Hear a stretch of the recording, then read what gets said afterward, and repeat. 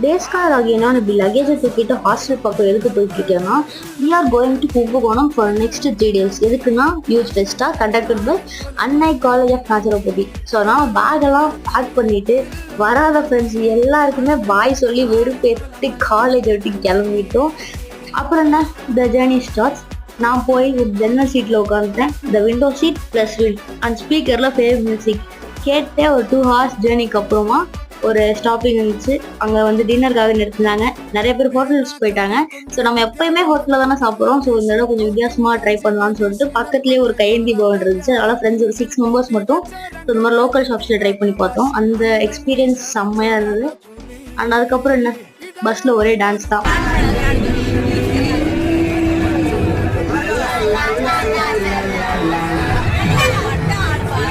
Night 1 o'clock Kumbakonam வந்து reach ஆகிட்டோம்.